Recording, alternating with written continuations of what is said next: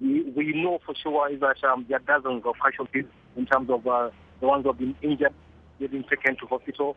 And every so often, you're seeing ambulances going inside the building and coming out with people who are still injured and taking them to the hospitals, in different hospitals here in the city.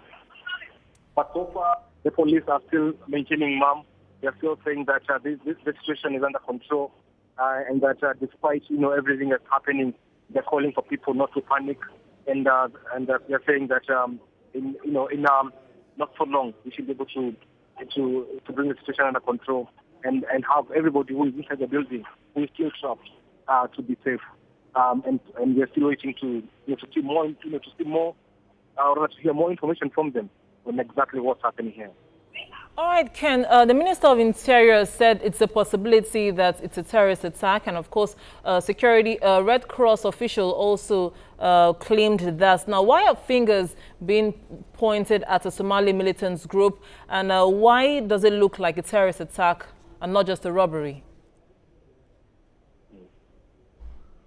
Yes, indeed. In fact, the number of people who have come out, and we have some eyewitness accounts, they're saying that the gunman and the one who went inside were actually speaking a foreign language, which sounded either Arabic or a bit of Somali. And they were not speaking the Kenyan language, which is either Swahili or English. And then secondly, they are saying they're also looking, they had this posture of Somali origin. And, with it, and if you take that with the language you are speaking, and the fact that the Al-Shabaab have been threatening to come into, to cause an attack in Kenya, then you cannot rule out the aspect of terrorism. And that's why I think now the reality has sunk in, and the Kenyan defense, as well as the Interior Security Ministry, has now given us that report, which indicates that it's actually a case to do with terrorism. Also, the number of the issue to do with the sophistication, the equipment that they have inside, it's very sophisticated. It cannot be any other, an armed robbery or an armed burglary. These are people who they have coordinated, they knew what they were doing, they came, they secured, they were able to build their way inside. From what I understand, they used grenades to go inside, and once they went in, they were just shooting indiscriminately. So the issue of terrorism has now been confirmed, and for sure, we're just waiting to see how the police are going to handle and get the people who are still trapped inside and release them and have them thrown to security. All right, Ken, we just had some visuals of some more security operatives arriving the scene. And when asked if foreign security services were involved in the operation to flush out the attackers, the Minister of Interior said, I quote, "At this stage, it has not become necessary yet." Now, with the death toll rising to 20, do you think it's necessary to involve foreign security services?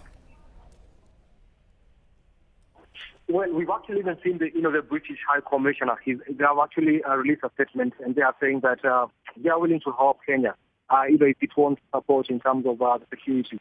But the information which is being released by the Interior Security Minister is trying to reassure and say that everything is under control and that they're able to pacify the area. And from what we know is that despite even also the number of people who are not confirmed dead. Even as it keeps on rising, we know that the police are already inside the building. We have a lot of military who are moving from floor to floor, from office to office, as well as from each and every shopping mall.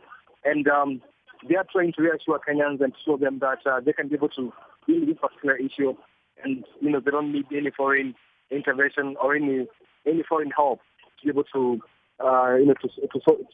fight off with this gunmen who have taken control. And then again, we also know is that the gunmen are actually holding one particular area, which happens to be the second floor. It has a number of food courts. It also has a supermarket, one of the East Africa's biggest, largest supermarket. That's Nakumatt. It's housed on the second floor. We know that they have actually targeted that particular area. It also has a number of banks. So what the police are trying to show is that they've taken the area, they have secured it, and they can continue from wherever they are. All right, Ken, any word from President Uhuru Kenyatta or his deputy yet? Well, not yet, and we're still waiting to hear from him. But from what we know is that he's already been informed of the operation which is currently ongoing here. He must have been informed by the head of the NSIS, that's the Brigadier Gishangi, and he's aware of the situation here. But there's no word yet from him or either the presidential spokesman. But from what we know is that he'll definitely probably wait for to get more concrete information before he can come and deliver an official statement.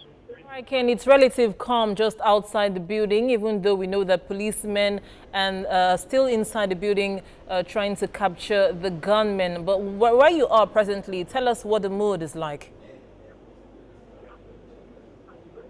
Yes, indeed. You might say it's a bit calm, but also a bit of some tension. Once in a while, there are those sporadic gunshots which are coming out, from that particular area, and which are sending people fleeing in different directions.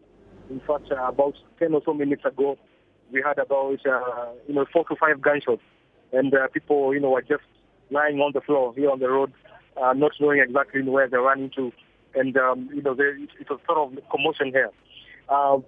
The area here, we're seeing, a number of people who are still trying to get information. They have their brothers, their sisters, their siblings who are still inside the Westgate, the mall, and they're just afraid for them. They're just praying that everything works out well and that they come out safely. So you might say it's a bit calm, but lots of tension. And every now and then, once those gunshots are fired, it becomes even worse. And as I speak to you, I can see visuals of fire service ambulances and rescue operations coming towards the building right now. And earlier we saw smoke rising out of the building. Might there be any trickling reports that some sort of fire may have occurred inside the building? Well, no, we don't have a report of any fire. But from what we know is that once the gunmen were actually inside, they hurled some grenades and which they used to sort of like to terrify and to make people panic. And it's that particular those grenades which resulted in fire or in smoke emitting from different sources.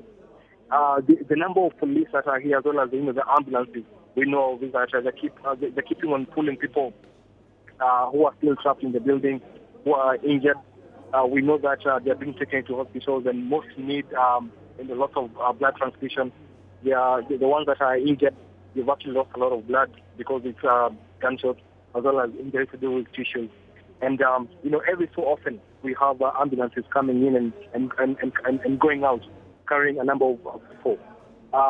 We still don't know how many exactly are injured. But you understand there are dozens who have actually been injured and have been taken to different hospitals all around the city. So it looks like it's an operation that might take even longer. It looks like we could be here for quite some time as the police try to find a way on exactly how they're going to penetrate and bring it to an end. Right, Ken, true, it's taken about 4 hours now, and then one begins to wonder why yet no statements or no conference at all from the presidency. Well, from the feelers you're getting, when he does speak, what are we expecting to say and what are we expecting him to do? Well, yes, indeed. Yeah, for the president, Uhuru Kenyatta, is actually, you might actually say it's going to be one of the biggest steps for him in terms of reassuring security. We've actually had during the first 100 days in office, the issue to do with insecurity keeps on cropping up. There have been lots of burglary, lots of attacks, especially to do between the different communities all across the country. And the issue of security is actually becoming a big headache for the new administration.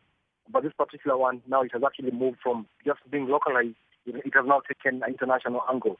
So, we're expecting him to come out and stand firm and say that we are going to ensure that they fight off any acts of terrorism in the borders.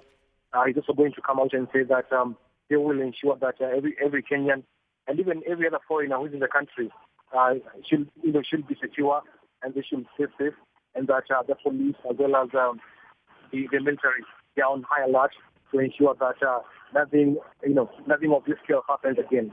So we're expecting him to come out and be firm, and that probably is only going to happen after he's gotten a full report on the situation here. All right, many thanks, Ken. We do hope that you keep safe even as you bring us updates on the shootings at the Westgate Shopping Mall in Nairobi, Kenya, where it's been confirmed that about 20 people have been killed with dozens others injured. And we know that the policemen are still inside the building trying to capture the gunmen, and the Red Cross Society officials are still outside trying to rescue the injured and take them to the hospital.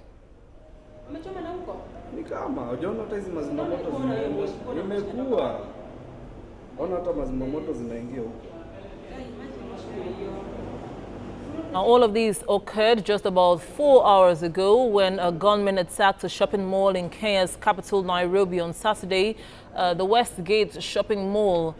The Red Cross has confirmed that 20 people have been killed with dozens others injured.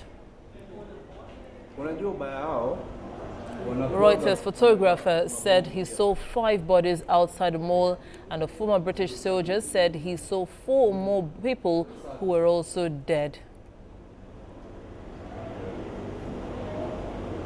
Well, 2 hours after the attack began, armed police combed the shopping complex shop by shop, and sporadic gunfire could still be heard. Earlier, we had visuals of a man with a gun inside the building. It's not clear yet whether he's part of the gunmen or a Kenyan police officer, probably in mufti.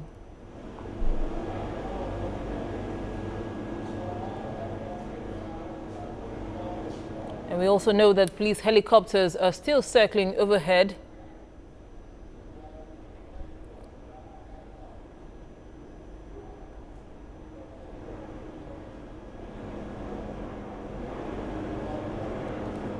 And as smoke poured out of one of the entrances and one part of the buildings, we've just seen a fire service truck come in now towards the building. It's unclear yet whether there's any case of a fire outbreak. Earlier, witnesses said they heard grenade blasts, and the Minister of Interior has confirmed that this may be a terrorist attack.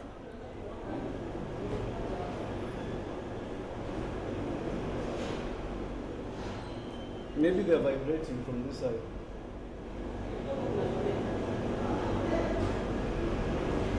Well, gunshots are heard just around the outside of the Westgate Shopping Mall.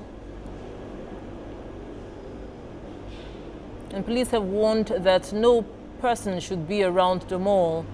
But we still have visuals of some persons still around. It's unclear yet who they are. And reports have it that no arrest has been made yet.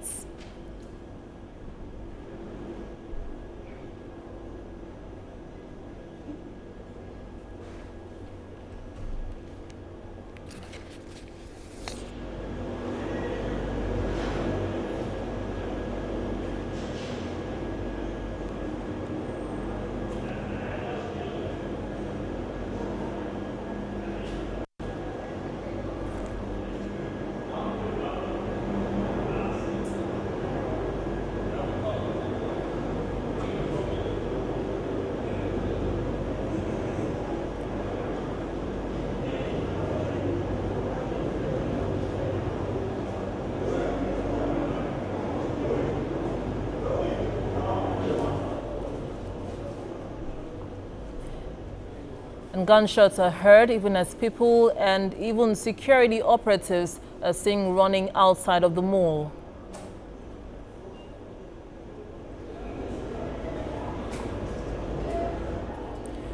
Also see journalists outside of the mall. They're trying to gather information on what exactly is the progress that has been made on the situation there.